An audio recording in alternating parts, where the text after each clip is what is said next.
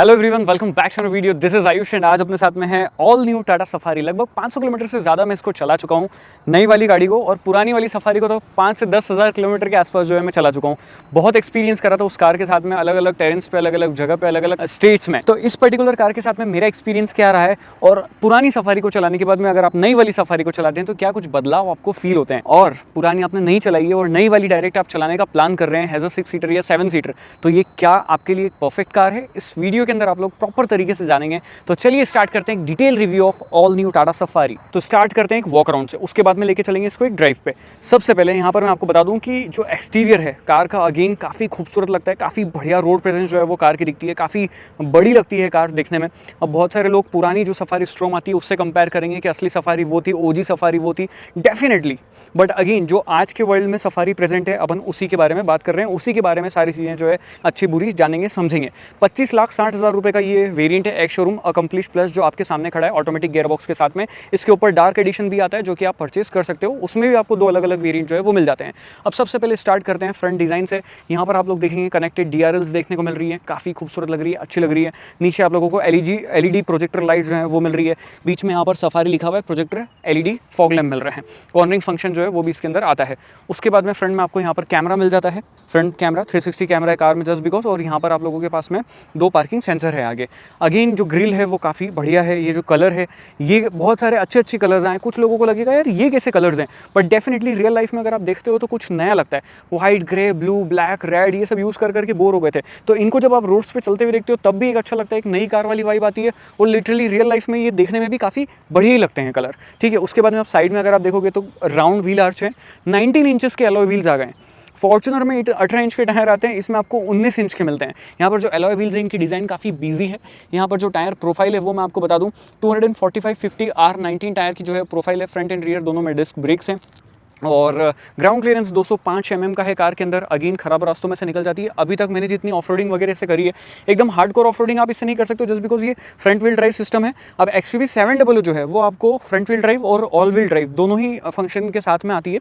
मतलब आप option choose कर सकते हो कि अगर आपको ऑल व्हील ड्राइव वर्जन लेना है तो भी अवेलेबल है, फ्रंट व्हील ड्राइव लेना है तो वो भी अवेलेबल है। बट इस पर्टिकुलर कार के अंदर आप लोगों को जो है फ्रंट व्हील ड्राइव ऑप्शन ही मिलता है, चाहे आप बेस मॉडल लो या टॉप मॉडल लो, उसमें कोई भी चेंजेस नहीं है। सस्पेंशन जो है वो डेफिनेटली ट्यून करे गए हैं थोड़े से और ज़्यादा बेटर परफॉर्मेंस के लिए। वो कैसा परफॉर्म करते हैं वो अपन आगे चल के देखने वाले हैं। अब यहाँ पर साइड डोर पे जो है वो सफारी देखने मिल रहा है आपको लिखा हुआ यहाँ पे।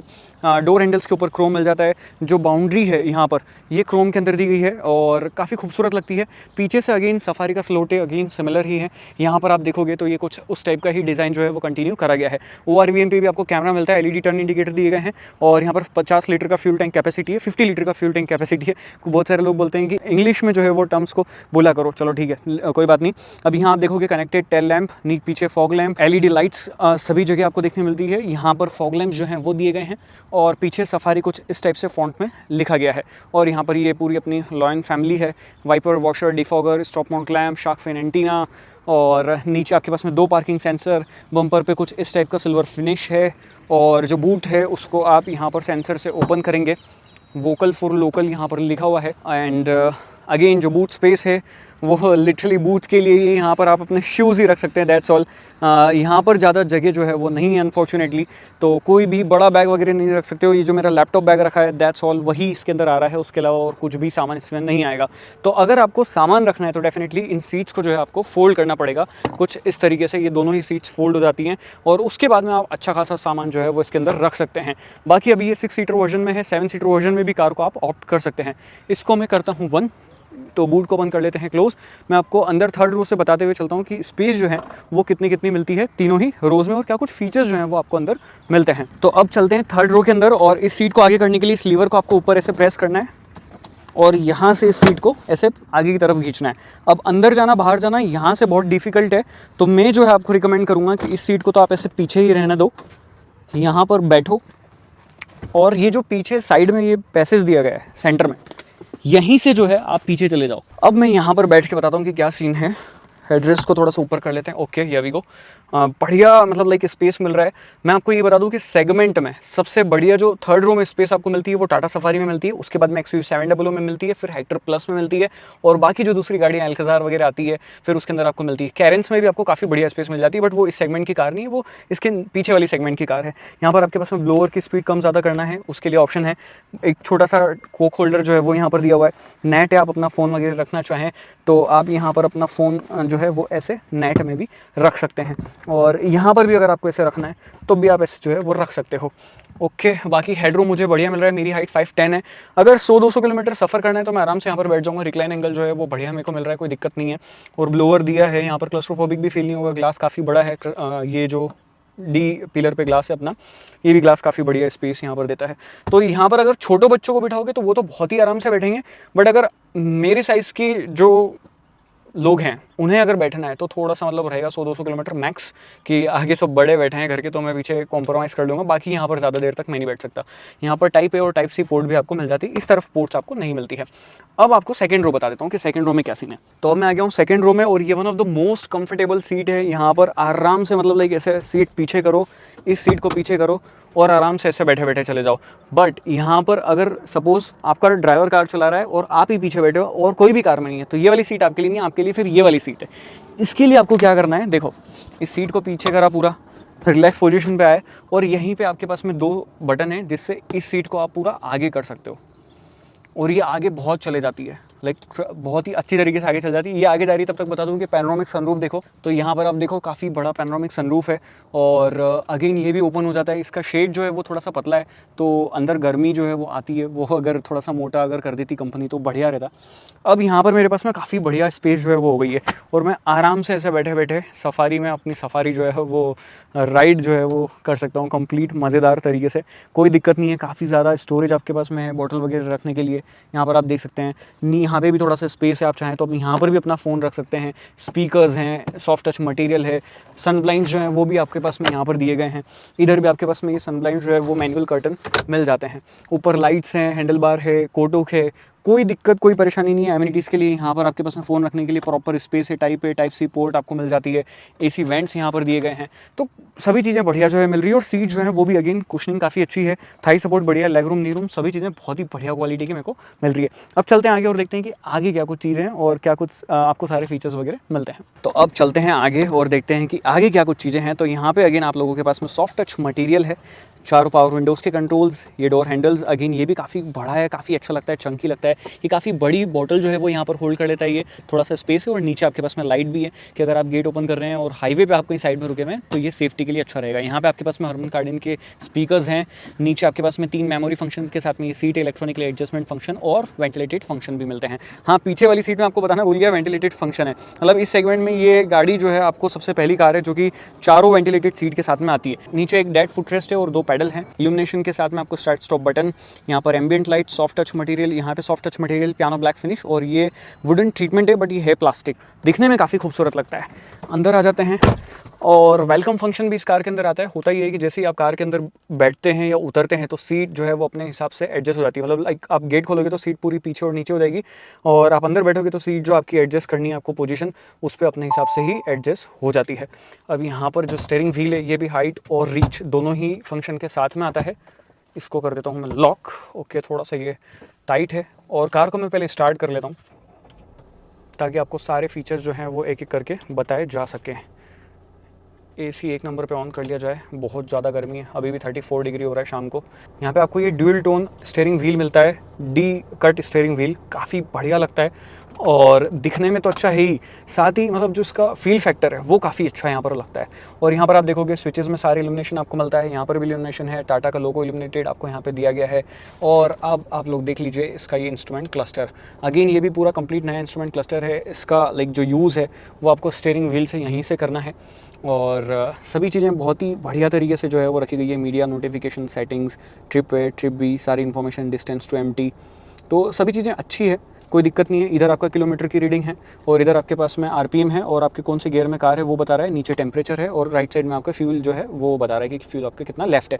ऊपर टाइम भी बता रहा है और 6 सीट्स हैं इसके अंदर। 6 सीट्स के लिए अलग अलग सीट बेल्ट हैं और सभी साइन आपको बता रहा है कि किसने सीट बेल्ट लगाए हैं, कहाँ पे सीट पे कोई बंदा बैठा है या नहीं बैठा है। तो वो चीज़ भी काफ़ी बढ़िया यहाँ पर रखी गई है। ऑटोमेटिक हेडलैम्प्स हैं और अगर हेडलैम्प ऑन ऑफ होते हैं तो इनका इल्यूमिनेशन कम ज़्यादा ऑटोमेटिकली हो जाता है। नीचे आपके पास में ऑडोमीटर और कौन से मोड में कार को है ये आप लोग यहाँ पर देख सकते हैं। जैसे सिटी से अब ये इको पर शिफ्ट हो गया है। पैडल शिफ्टर्स भी कार के अंदर दिए गए हैं बट इनका कोई यूज़ नहीं हुआ अभी तक। और वो ड्राइव के टाइम में बात करूँगा मैं आपको कि क्यों यूज़ नहीं हुआ है। यहाँ पे आपके पास में वाइपर वॉशर्स के कंट्रोल्स और इधर आपके पास में हेडलाइट्स और आपके जो लाइक लेवलिंग है, हेडलाइट लेवलर, उसके कंट्रोल्स दिए गए हैं। तो ये तो आप लोगों ने इधर का पूरा एरिया देख लिया। अब यहाँ पर आप लोग देखो सेंटर कंसोल की यहाँ पर क्या कुछ चीज़ें हैं। तो ऊपर के लाइट्स एक बार मैं ऑफ़ करता हूँ और आपको दिखाता हूँ। ये कैमरा क्वालिटी जो है वो बहुत ही कमाल यहाँ पर रखी गई है। बहुत ही बढ़िया ये 3D कैमरा जो है आपको यहाँ पर मिलता है, ये देख सकते हो। और लिटरली ये सभी लोकेशंस को बहुत ही प्यारी तरीके से जो है वो यहाँ पर दिखाता है। जिस एंगल से आपको कार को देखना है आप आराम से देख सकते हो। और ये बहुत ही ज़्यादा हेल्पफुल है जब भी आपको ख़राब रास्तों में से कार निकालनी है, टाइट स्पेस पे पार्क करना है। ये बहुत ज़्यादा काम में आपको आने वाला है। Economy drive mode activated. अब क्यों याद आया इसको, घर तो अपन ने बहुत पहले दिया था। ओके, लाइट्स ऑन करते हैं। अब यहाँ पर नीचे आप देखेंगे तो आपके पास में 2 AC वेंट्स हैं और ये फिजिकल कंट्रोल्स आपको मिलते हैं। फिजिकल मीन्स आपके पास में कुछ फिजिकल बटन है और कुछ आपके पास में डिजिटल बटन है। इनमें भी होता क्या है कि अगर आप ऐसे टच करके रखते हैं तो ये जो है रिस्पॉन्ड करता है। अगर टच करके नहीं रखते हैं, गलती से कहीं ऐसे ऐसे मार देते हैं तो ये रिस्पॉन्स नहीं करते हैं। तो ये एक अपडेट जो है बहुत ही बढ़िया करा है कंपनी ने कि अगर क्या होता है गलती से कई बार ऐसे टच हो जाता है और आपका काम जो है वो मतलब जो नहीं चाहिए होता है वो फीचर जो है एक्टिवेट हो जाता है। बट अब आपको इसको टच करके ऐसे रखना पड़ेगा और ये आपका बहुत ही अच्छी तरीके से जो है वो काम करेंगे। अब नीचे आप देखेंगे तो type A type C port. यहाँ पे आपके पास में वायरलेस चार्जर दिया हुआ है बट उसमें से फ़ोन रखना आसान है, निकालना बहुत टफ है। अभी भी उस चीज़ को सॉल्व नहीं कर पाई है टाटा। यहाँ पर ये एक डायल है जिसमें आपके पास में सारे अलग अलग मोड है, जिसमें आपका weight, rough road mode is activated, eco, sports और हिल डिसेंट कंट्रोल भी आपके पास में है। सिटी ड्राइव मोड नॉर्मल, ये इको मोड, इकोनॉमी ड्राइव। और जब मोड चेंज होते हैं तो ये एम्बिएंट लाइट जो है वो चेंज करके आपको बताती भी है कि हाँ ये मोड चेंज हुआ है। ब्लू और रेड ऐसे अलग अलग आती है। ये ड्राइव में आप इसको डालेंगे ऐसे यहाँ से प्रेस करके कार को। Electronic parking brake, auto hold function, 2 cup holder और यहाँ पर आपके पास में स्पेस है जिसमें कूल्ड ये जो है स्पेस आपको दी गई है। 12 वोल्ट का पावर सॉकेट है, टाइप ए और टाइप सी पोर्ट आपको मिलती है। हैंड ब्रेक जो है स्लाइड फंक्शन के साथ नहीं आता है। अब सीन ये है कि यहाँ पर तो ये कूल फंक्शन आपको मिल जाता है बट इसमें ठंडक करो ही है, इसमें कोक भी नहीं आती आपकी एक छोटी सी। यहाँ पे अगेन मटेरियल का सिलेक्शन बहुत ही बढ़िया रखा गया है, कोई दिक्कत नहीं है। नीचे काफ़ी बड़ा स्पेस जो है ग्लव बॉक्स के अंदर आपको मिलता है। काफ़ी डीप स्टोरेज जो है वो आपको यहाँ पर ये मिल जाता है। और ये आपका कूल्ड जो है वो नहीं दिया गया है, इस चीज़ की कमी मेरे को जो है वो थोड़ी सी लगी। इधर अगर आप देखोगे तो अगेन सभी चीज़ें सिमिलर ही है जो इस तरफ आपने गेट पे देखी है। यहाँ पे वैनिटी मिरर लाइट के साथ में दिया गया है। सनशेड जो है आपके ये एडजस्टमेंट फंक्शन के साथ में नहीं आते हैं, ये चीज़ थोड़ी सी लगती है ऐसी। और यहाँ पे आपके पास में लाइट जो है वो कई सारी मिल रही है। मैं इसीलिए शाम को बता रहा हूँ ताकि प्रॉपर तरीके से आपको पता चल रहा है कि बाहर की लाइट्स कैसी है, अंदर की लाइट्स कैसी है, एम्बिएंट लाइट कैसी है। तो अब एम्बिएंट लाइट की बात आई है तो यहाँ पर मैं आपको दिखा देता हूँ। सबसे पहले स्क्रीन के फीचर्स भी थोड़े बहुत ऑपरेट करवाना बता देता हूँ आपको कैसे क्या सीन है। बहुत ईजी कंट्रोल है, कोई दिक्कत नहीं है, बढ़िया क्वालिटी की स्क्रीन है, टच रिस्पांस बहुत बढ़िया है। जो साउंड सिस्टम है JBL का वो काफ़ी अच्छा है। और यहाँ पर इन सभी के साथ साथ में आपको JBL मोड्स मिल जाते हैं जिसमें आपका म्यूज़िक सिस्टम का एक्सपीरियंस मतलब क्लास हो जाता है, मतलब बेस्ट इन क्लास। और साथ ही साथ आप लोगों को जो एम्बिएंट लाइट में बता रहा था, ये मूड लाइट पे आप आओ और यहाँ पर ये अलग अलग लाइट जो है वो आपको एक्सपीरियंस करने को मिलेगी। ये यहाँ पर नीचे आप देख रहे हो, ये अलग अलग लाइट जो है वो यहाँ पर आप ऐसे ये चेंज कर सकते हो और अपने मूड के हिसाब से ये भी जो है वो कर सकते हो। काम चाहिए, सनसेट चाहिए, किस हिसाब से ओशियन चाहिए तो वो आप यहाँ से ऐसे सिलेक्ट करो। और इनकी ब्राइटनेस जो है वो भी आप कम कर सकते हो। सिंक विद म्यूज़िक फंक्शन चालू कर दो, अब म्यूज़िक बजाओ, उसके साथ में वो सिंक जो है वो होती रहेगी। दैट्स ऑल, ये सभी चीज़ें हैं। और साथ ही साथ आपके पास में ऊपर रूफ लाइट भी आपको मिलती है। अगर जैसे सपोज़ आपने ये सनरूफ का शेड लगा दिया, ठीक है, तो अब ये शेड क्लोज होगा तो आसपास में इसके भी लाइट जो है वो ऑन हो जाएगी। ये देखना अभी आप, ये देखो, और यहाँ पर एक लाइट आ गई प्रॉपर। तो अगेन ये चीज़ बहुत ही बढ़िया जो है वो मेरे को लगी ओवरऑल। अब मैं आपको लाइट जो है वो इसकी बाहर की भी दिखा देता हूँ कि ओवरऑल बाहर की जो लाइटनिंग है वो कैसी है। अगर आप ऐसे रास्ते पे जाते हो कि जहाँ पर रोड लाइट नहीं है तो वहाँ तो ये लाइट बहुत ही अच्छी लगती है, बट जहाँ पर रोड लाइट थोड़ी भी है तो वहाँ पर इसका जो फोकस है वो बहुत ही कम जो है वो लगने लगता है। पीछे से भी मैं आपको दिखा देता हूँ कि पीछे से जो लाइट्स हैं वो कैसी लगती हैं। अब यहाँ पर अगर आप देखोगे तो ये कुछ इस टाइप से दिख रहा है। ब्रेक मारना रोहित, ये ब्रेक मारा तो कुछ इस टाइप से। पीछे के फॉग लैम्प, ये पीछे के फॉग लैम्प चालू हुए हैं अगेन। तो ओवरऑल सफारी का लुक जो है वो पीछे से काफ़ी बढ़िया आ जाता है, कोई दिक्कत या परेशानी नहीं है एज सच। तो कैसी लगी आपको ये सफारी? चलते हैं और चला के देखते हैं कि चलाने में ओवरऑल जो सफारी है वो कैसी फील होती है। और अब चलाएंगे सुबह, अभी नहीं चला, वो ड्राइव वाला पार्ट है अभी नहीं बनाऊंगा, वो सुबह बनाऊंगा मैं।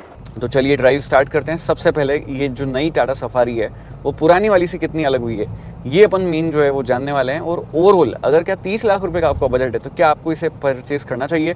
आपके घर में ड्राइवर नहीं, आप खुद कार चलाते हो, तो क्या आपके लिए बढ़िया कार है या इतनी बड़ी कार है कि आपको चलाने में प्रॉब्लम आएगी? सभी चीज़ों को ढंग से समझेंगे। सबसे पहले स्टार्ट करते हैं ड्राइवर सीट से। अगर आप खुद चला रहे हैं कार तो आपको व्यूइंग एंगल काफ़ी बढ़िया मिल रहा है, बोनेट आपको दिख रहा है, ORVM आपको काफ़ी बड़े बड़े जो है वो देखने मिल रहे हैं, तो कोई परेशानी आपको इससे रिलेटेड भी नहीं है। IRVM पे भी व्यू जो है वो बढ़िया आ रहा है। बट अगर हाँ 6 लोग कार के अंदर बैठे हैं तो डेफिनेटली व्यू जो है वो थोड़ा सा ऑब्स्ट्रैक्ट आपका होगा ही होगा, उसको आप कुछ कर नहीं सकते हो चेंज। देन उसके बाद में आपके पास में 360 कैमरा है, तो अगर आप स्लो चल रहे हो तो कोई परेशानी नहीं है, आपको इजीली सभी चीज़ें जो है वो कैमरा दिखा देता है। बट अगर आप फास्ट चल रहे हो तो आपका जो ड्राइवर मतलब लाइक बोलते हैं ना कि ORVM आपका ये यहाँ पर है वो ढंग से काम नहीं कर रहा है, यहाँ से भी जो है वो चल सकते हो। DRVM वाला फीचर जो है वो भी आपका एक्टिवेट आप कर सकते हो किसी भी स्पीड पर अगर आप चल रहे हो तो। ओके, अभी नेक्स्ट अपन बात करते हैं सिटिंग पोजीशन की। तो अगेन काफ़ी बढ़िया है, अच्छी तरीके से आप हाइट को अप या डाउन जो है वो कर सकते हैं, आगे पीछे कर सकते हैं। अगर आप 6.5 फीट 7 फीट के आसपास भी अगर आपकी हाइट है तब भी आप इस कार को काफ़ी आराम से जो है वो चला पाओगे। तो बढ़िया जो है एरिया यहाँ पर ड्राइविंग एरिया जो है वो आपको मिल जाता है, तो कोई परेशानी उससे रिलेटेड आपको नहीं आएगी। देन उसके बाद में अर्गोनॉमिकली भी अगेन कार सॉर्टेड है, कोई परेशानी नहीं है। बट स्क्रीन जो है वो थोड़ी सी बड़ी है, और अगर आप मेरी तरह रिलैक्सड होकर पीछे बैठ के चलाना पसंद करते हैं और आपकी हाइट मेरी तरह 5'10" है, नॉर्मल बिल्ट पर्सन है, तो लास्ट वाले कॉर्नर पे हाथ लेके जाना थोड़ा सा मतलब ऐसे स्ट्रेच करना पड़ता है। बट इट्स मैनेजेबल, कोई परेशानी हसन सच जो है वो नहीं होती है यहाँ पर। बट ये जो स्क्रीन है मेरे को ऐसा लगता है कि थोड़ा सा ड्राइवर साइड जो है वो टिल्टेड होती है तो थोड़ा सा और ज़्यादा बढ़िया जो है वो लगता है, थोड़ा सा और ज़्यादा बढ़िया ड्राइविंग एक्सपीरियंस जो है वो यहाँ पर कार में अपने को मिलता। उसके अलावा यहाँ पर ये जो स्विचेस से रिलेटेड चीज़ें थी जो बहुत सारे लोग कंप्लेन करते हैं, तो अगेन देखो ऐसा है कि ये जो यहाँ पर स्पेस है, एक्स्ट्रा स्पेस, यहाँ पर अगर आप ऐसे हाथ टच करते हो तो घुमाते करते भी मुझे कभी कोई परेशानी हसन सच यहाँ पर नहीं हुई। चाहे ट्रैफिक में मैंने चलाया है, वो आदत पड़ जाती है। जब आप फर्स्ट टाइम चलाते हो कार को या सेकंड टाइम चलाते हो तो डेफिनेटली आपको सभी चीज़ें थोड़ी सी वियर्ड लगती है, क्योंकि आपने पहले दूसरी कार चलाई होती है। बट अब जब आप यूज़ करने लग जाते हो कार को, जैसे मैंने अभी 7-8 दिन यूज़ करा, तो मुझे अब इसकी आदत पड़ गई कि मेरे को कैसे स्टीयरिंग को घुमाना है, कहाँ पर हाथ रखना है, तो ईजिली सभी चीज़ें हो रही थी। मुझे कुछ भी एक्स्ट्रा एफर्ट्स नहीं करने पड़ रहे थे, और कोई स्विचेस वगैरह जो है वो परेशान मुझे यहाँ पर नहीं करें कि लाइक मैंने कुछ स्टीयरिंग टर्न करा और यहाँ पर स्विचेस वगैरह प्ले हो गए, ऐसा नहीं हुआ। और देन अगेन आपका इंस्ट्रूमेंट क्लस्टर की बात करें तो अगेन सभी चीज़ें प्रॉपर तरीके से यहाँ पर दिख जाती है, कोई भी चीज़ ऐसे ढूंढनी नहीं पड़ती है। बट एक चीज़ की प्रॉब्लम ये है कि जैसे ही अगर सपोज जैसे आपने यहाँ पर, मेरी आदत है कि मैं ट्रिप भी वगैरह इन्फॉर्मेशन ऐसी लगा के रखता हूँ, और हल्का सा भी लेन को अगर आपने चेंज करा तो ये लेन चेंज वार्निंग आती है और वो वार्निंग जाती नहीं है। देन उसके बाद में जो ड्राइवर असिस्टेंट फंक्शन स्टार्ट हो जाता है वो सेकंड नंबर पे आता है, और वापस से आपको फर्स्ट पे आने के लिए पूरा मूव करते हुए जाना पड़ता है, एंड अगेन आप ट्रिप इन्फॉर्मेशन पाते हो। और ये चीज़ जो है बहुत वियर्ड है यार, ड्राइवर इन्फॉर्मेशन आपको नीचे थोड़ी सी दे देनी चाहिए थी कि आपका बार बार जो असिस्टेंट फंक्शन है, लेन वार्निंग है, वो सब चीज़ें आ जाए और चले जाए, या तो आप रिवर्स उसी पेज पे जो है वो शिफ्ट कर दो ड्राइवर को। तो ये एक थोड़ा सा लगा कि इसको सॉफ्टवेयर बेस पे जो है वो कंपनी सॉर्टेड कर सकती है। बाकी शिफ्टिंग वगैरह स्मूथ है, कोई दिक्कत नहीं है। पैडल शिफ्ट का कभी यूज़ करने का आपको काम ही नहीं पड़ेगा, इवन दो ये जो प्लेसमेंट है पैडल शिफ्ट की काफ़ी अच्छी है। और जो अगेन एक कंप्लेन रहेगी अर्गोनॉमिकली, जो इसके लीवर्स हैं हेडलैम्प के और वाइपर वॉशर के, वो उतनी अच्छी तरीके से रीच में नहीं आते। एक तो ये मतलब थोड़े से ऊपर की तरफ जो है वो फील होते हैं, और थोड़ा सा मतलब जैसे ये हेडलैम्प वाले तो फिर भी ठीक है, ये वाइपर वॉशर वाले तो बहुत ही अलग जो है वो दिए गए हैं। अब मेरा हाथ नॉर्मल है, मैं यहाँ पर बैठ के अगर कंट्रोल करना चाहूँ तो मुझे थोड़ा सा ऐसे जो है वो प्ले करना पड़ता है हाथ को, वो चीज़ सही नहीं लगती। वो लाइक थ्रू आउट द रेव, मतलब इनकी जो टाटा की जो गाड़ियाँ हैं, रेव रेंज निकल रहा था, मैं उनके प्रोडक्ट रेंज बोल रहा हूँ, तो प्रोडक्ट रेंज में जो है वो आपको देखने मिलेगी Tiago, Tigor, Nexon, Harrier, safari, सभी में चीज़ें टाटा सॉल्व ही नहीं करती। और मैं सिर्फ अकेले नहीं बोलता हूँ, बहुत सारे लोग ये कंप्लेन कर रहे हैं, but don't know why Tata के इंजीनियर्स क्यों नहीं इसके ऊपर वर्क कर रहे हैं, तो वो थोड़ा सा काम करना चाहिए। बाकी इसका स्टीयरिंग ड्यूल टोन के अंदर मिलता है, बहुत ही कमाल लगता है। मतलब ये डिस्कवरी में अपन चलाते हो और वो चीज़ आपको यहाँ मिल रही है, लिटरली बहुत ही प्यारी फील जो है वो ये देता है। बट हाँ, इसको ये जो वाइट वाला मटीरियल है इसको आपको साफ़ करवाते रहना पड़ेगा, अदरवाइज क्योंकि ये गंदा जो है वो बहुत जल्दी होता है। कार अभी 6800 किलोमीटर चली और ड्राइवर सीट जो है वो गंदी हो चुकी है, तो इनको आपको साफ़ करवाते रहना पड़ेगा। बट अगेन मैं आपको बताता हूँ, ये जो अंदर मेरे को गंदा लग रहा है ये डबल है। अगर आपकी कार पर्सनल कार है, अगर आप 15-20 हज़ार किलोमीटर चला दोगे ना तभी इतनी गंदी होगी, जस्ट बिकॉज की ये मीडिया कार है। बहुत सारे इसको लोग यूज़ करते हैं, जैसे तैसे यूज़ कर रहे हैं, तो वही एक बात है पर्सनल कार का और इस कार का ये डिफरेंस आता है। अगेन अब आते हैं ड्राइव पे, परफॉर्मेंस पे। तो कार का इंजन वही सेम है, सेम परफॉर्मेंस, कोई भी डिफरेंसेस जो है वो यहाँ पर मुझे फील नहीं हुए। वही ये इंजन है, ये लाइव होता है 1700 आरपीएम के आसपास, 1600 आरपीएम के आसपास में यहाँ पे आपको पावर मिलनी स्टार्ट होती है। 2000 आरपीएम पे तो बढ़िया पावर डिलीवरी करना स्टार्ट करता है, और 3-3.5 आरपीएम तक जो है वो मैक्सिमम इसके अंदर जो पावर रहती है वो आपको डिलीवर कर देता है। और उतना ऊपर आपको इसको लेके जाने की बिल्कुल इच्छा होती भी नहीं है। बट हाँ, मैं आपको ये बता देता हूँ कि चलो वो अपन आते वक्त अभी जब टर्न ले लेंगे उसके बाद में मेन वापस हाईवे पे जाके देखेंगे कि कितने आरपीएम पे इसका वो कंफर्ट जोन है, जो मोस्टली आप लोग देखना चाहते हो रिव्यू के अंदर। अभी सबसे पहले बात करते हैं ब्रेक्स की, जस्ट बिकॉज के पीछे जो है वो कोई नहीं आ रहा है मेरे, पूरी रोड खाली है, आप कहीं से भी देख सकते हो, और 80 की स्पीड के आसपास है, और मैं ब्रेक कर रहा हूँ। पूरा 100% स्टॉप नहीं करूँगा, बट मैं ब्रेक कर रहा हूँ, ठीक है। ये मैंने पूरा 100% कंप्लीट ब्रेक अप्लाई कर दिया था, लाइक मतलब पूरा प्रेस कर दिया था। यहाँ पर सीन ये है कि जो टायर्स का सिलेक्शन है वो काफ़ी अच्छा है। वो ABS जो है वो टायर्स को लॉक नहीं होने देते हैं, और कार जो है वो मतलब नोज डाउन कर लेती है और रुक जाती है। तो इतनी हेवी कार होने के बावजूद भी जो ब्रेकिंग कैपेबिलिटीज़ है कार की वो काफ़ी अच्छी हैं, लिटरली काफ़ी अच्छी ब्रेकिंग जो है वो आपको मिल जाती है यहाँ पर। तो ब्रेक से रिलेटेड कोई परेशानी जो है वो आपको नहीं आने वाली है। नेक्स्ट अप अगर अपन बात करें कि सस्पेंशन जो है वो कैसा बिहेव करते हैं, अगेन सस्पेंशन पहले से थोड़ा सा इम्प्रूव जो है वो करे गए हैं। सस्पेंशन से रिलेटेड कोई परेशानी आपको नहीं आएगी। बट ये 19 इंचेस के व्हील्स जो हैं इनका सिलेक्शन मेरे को लगता है कि थोड़ा सा लुक्स के हिसाब से हो गया है, ड्राइव या राइड के हिसाब से जो है वो नहीं हुआ है। तो वो थोड़ा सा है, जो पहले व्हील्स आया करते थे 17-18 इंचेस वाले, वो मेरे को थोड़े से ज़्यादा बेटर जो है वो राइड क्वालिटी या कंफर्ट के मामले में लगते थे। इन वाले व्हील्स में जो थोड़ा बहुत भी एंडुलेशंस वगैरह है ना, वो अंदर केबिन में आपको फील होता है कि कार कहाँ से निकली है। नो डाउट अगर इस टाइप की प्लेन सरफेस पे आप चल रहे हो कोई दिक्कत नहीं है, कोई परेशानी नहीं है। बट अगर थोड़ा सा यहाँ पर भी एंडुलेशंस वगैरह आता है वो आपको फील होता है। But in set of tyre से अगर आप खराब रास्तों में कार को चलाते हो तो डेफिनेटली इससे बढ़िया मतलब खराब रास्तों में कोई भी कार आपको राइड क्वालिटी इस सेगमेंट में ऑफर नहीं करती है। चाहे मैं बात करूँ 700 की या आपकी जो स्कॉर्पियो एन है उसकी, उन दोनों से ही बढ़िया राइड क्वालिटी आपको खराब रास्तों में ये देती है। बट ये बहुत ज़्यादा खराब रास्तों में लेके जाने के लिए भी नहीं है, जस्ट बिकॉज की ये फ्रंट व्हील ड्राइव कार है। उनमें आपको ऑल व्हील ड्राइव और 4 व्हील ड्राइव का ऑप्शन जो है वो मिल जाता है। यहाँ पे जो ये ब्लाइंड स्पॉट वार्निंग कैमरा वगैरह जो दिया गया है, वार्निंग दी आ जाती है उधर, ये सब चीज़ें बहुत हेल्पफुल और बहुत ही अच्छी तरीके से काम करती है। अब कितनी बार ये होता है कि आप ट्रैफिक में आप लाइक टर्न लेना है आपको, और आप ये इंडिकेटर दिया है, अब ये कैमरा आपका ऑन हो जाता है, और मोस्टली आपको उस टाइम पे मैप देखना होता है। तो ये जो यूनिट है जो आपका मतलब यहाँ पे कैमरा ऑन हो रहा है, इस डिस्प्ले को यहाँ पर शिफ्ट कर देना चाहिए, इंस्ट्रूमेंट क्लस्टर को। और सेंटर कंसोल में जो है आपका मैप वगैरह जो भी आप इंफोटेनमेंट सिस्टम पे यूज़ कर रहे हो वही चीज़ चलती होनी चाहिए। अब कितनी बार मेरे को टर्न लेना है, और वो टर्न ऐसे होते हैं 3-4 अलग अलग टर्न है, और ये जैसे ही मैंने इंडिकेटर दिया 100 मीटर पहले से, अब आपका ये कैमरा चालू हो जाता है। अब मेरे को कैमरे को ऐसे बंद करना पड़ता है यहाँ से। ये बंद कर सकते हो डेफिनेटली, बट अगेन वो यहाँ अगर ऑन हो जाएगा तो थोड़ा सा ज़्यादा बढ़िया जो लगता है, जैसे क्रेटा सेल्टोस में होता है ना, वो थोड़ा सा ज़्यादा हेल्पफुल जो है वो फील होता है, और वो ड्राइवर के लिए यहीं सही रहता है। वो यहाँ पर थोड़ा सा वियर्ड ही लगता है। तो ये थोड़ा सा लगता है कि और ज़्यादा बेटर जो है वो हो सकता है। अब अपन बात करते हैं एडास की। तो अगेन इसका एडास बहुत ही बढ़िया तरीके से काम कर रहा है। एक ये जो लेन कीप असिस्ट वाला फंक्शन है वो इसके अंदर आया नहीं है अभी, वो लेन असिस्ट वाला फंक्शन जो है वो थोड़ा सा आना बाकी है अभी, और वो आ जाए तो बढ़िया है। बट कब आएगा मतलब कंपनी ऐसा बताया नहीं। सॉफ्टवेयर इंजीनियर जो इनका था उनसे भी बात हुई, बट एज एन सच उनके पास में अभी कोई भी डाउट मतलब उनको भी डाउट ही है, उनका भी अभी यही कहना है कि टीम वर्क कर रही है, आ जाएगा। वो चीज़ कब आएगी पता नहीं, बट ये चीज़ गलत है कि आप बोल के दे रहे हो, आप अपने एडवर्टीजमेंट में बता रहे हो, और यहाँ पर आपकी कार के अंदर वो फीचर नहीं है, तो बाद में आएगा क्या मतलब है? बाद में आप एड ऑन कर दो दूसरे और फीचर अच्छा है, बट जो फीचर्स हैं वही बोल के आप कार को सेल करो।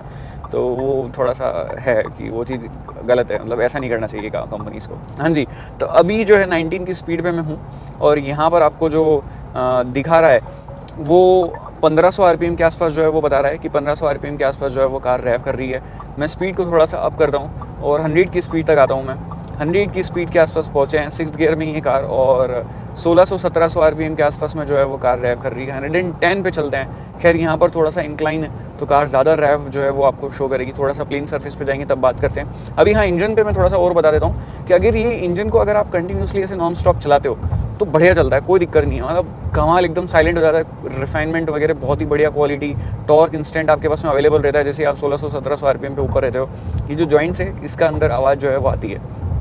और अभी मैं 110 पे चल रहा हूँ। कार से सिर्फ और सिर्फ बाहर विंड नॉइज़ आ रही है, दैट्स ऑल। और ये जॉइंट्स जो हैं वो तो आपको फील होंगे ही होंगे फॉर श्योर। तो कार काफ़ी बड़ी है और इसलिए विंड नॉइज़ थोड़ा बहुत अंदर आ जाता है। ये ओवरव्हीएम काफ़ी बड़े हैं उसका, बाकी तो लिटरली यार इसके एरोडायनामिक्स काफ़ी अच्छी तरीके से डिज़ाइन करे गए हैं कंपनी ने। इतनी बड़ी कार होने के बावजूद उतना ज़्यादा नॉइज़ जो है वो नहीं आता है। हाँ, टायर नॉइज़ डेफिनेटली कार के अंदर आता है। अभी वापस अब थोड़ा सा रैव करते हैं। और जो टर्बो विसल है वो बहुत ही प्यारी लगती है इस कार के अंदर मेरे को, बहुत ही कमाल फील जो है वो देती है। हा, ये जैसे ही विसल करता है टर्बो, मज़ा आ जाता है यार। अभी थोड़ा सा 120 पे आ चुका हूँ और लगभग 2000 आरपीएम के आसपास में जो है वो कार चल रही है। और पहले भी वही हुआ करता था, 2000 आरपीएम के आसपास कार चलती है इस पर्टिकुलर सेगमेंट में। इस इंजन के साथ में अगर आप जीप वो लेते हो कंपास, तो उसके अंदर आपको 8 स्पीड ट्रांसमिशन मिल जाता है और वो जो है वो काफ़ी नीचे जो है वो ले जाता है आरपीएम को। 1700-1800 आरपीएम पे चलती है जब आप 2000 लाइक 120 पे भी चले जाते हो। तो अभी यहाँ पर देखो थोड़े से भी एंडुलेशन आते हैं, ये घड़, ये देखो, फील कर रहे हो? मतलब ये चीज़ नहीं होनी चाहिए यार। इतनी बड़ी कार है, आप 120 पे चला रहे हो और पूरा मतलब ऐसे बार बार आपको फील हो रहा है, पेट में ऐसे फील हो रहा है। ये चीज़ मतलब इन टायर्स की वजह से हुई है। ये देखो, ये चीज़ पहले नहीं थी कार के अंदर, और ये बड़े टायर्स की वजह से। तो अगर आप नीचे वाले वेरिएंट्स ले रहे हो जहाँ पर आपको 18 इंच के टायर मिल रहे हैं, डेफिनेटली आपको जो राइड क्वालिटी का एक्सपीरियंस है वो ज़्यादा बढ़िया होने वाला है, बट वहाँ पर फीचर्स कॉम्प्रोमाइज़ करने पड़ जाएंगे। तो वही थोड़ी सी है कि ये चीज़ जो है वो थोड़ी सी लूज अप हो गई है कि राइड क्वालिटी और ज़्यादा बढ़िया जो है वो इसमें हो सकती थी। उस हिसाब से थोड़ी सी और ट्यूनिंग जो है वो कार मांगती है, या तो 18 इंच पे ही दे देनी चाहिए थी। 19 इंच क्या इतने बड़े चक्के क्यों लगाने हैं गाड़ी के अंदर, मेरे को ये समझ में नहीं आता। क्या क्यों, किसको दिखाना है? जिसको दिखाना है वो तो 20-22 इंच के भी लगा देगा, बट ठीक है 18 इंच बढ़िया टायर थे इसके अंदर, बस वो सीन है। लेट इट भी, अब जो भी है। मैंने आपको सभी चीज़ें बता दी ऑलमोस्ट। एडास काफ़ी अच्छी तरीके से काम करता है। Rear cross traffic alert function बहुत इंपॉर्टेंट है, लिटरली मेरे को हेल्पफुल लगा वो फीचर। 2-3 बार मेरे साथ में ऐसा हुआ, कार रिवर्स ले रहा था, लोग क्या एक्चुअली इंडिया में रुकते नहीं है और इस कार ने खुद से ब्रेक मारे। बाकी फ्रंट कोलिजन वार्निंग, ये वो सब चीज़ें बहुत अच्छी तरीके से काम करती है, कोई दिक्कत नहीं। म्यूजिक सिस्टम बहुत अच्छा है, एसी की कूलिंग काफ़ी अच्छी है और पीछे वाली सीट्स पे कंफर्ट बहुत अच्छा है। वेंटिलेटेड सीट बहुत अच्छी तरीके से काम करती है। बड़ी साइज़ की बॉटल, ये देखो, ये बहुत अच्छी तरीके से जो है वो आपका काम कर जाती है, और मतलब लाइक रख जाती है, आपका काम क्या कर जाती है, पानी पियो बढ़िया ठंडा, और बड़ी साइज़ की बॉटल जो है सारे डोर्स पे आ जाती है। तो ये सभी चीज़ें हैं। मोटा बस यही है कि rear wheel drive, all wheel drive वाला ऑप्शन आ जाए तो एक कंप्लीट पैकेज बन जाए। बाकी कोई हसन सच बहुत ज़्यादा बड़ी कमी जो है वो कार में नहीं है। और भी अगर आप लोगों को कुछ जानना है तो मुझे नीचे कमेंट बॉक्स में बताओ।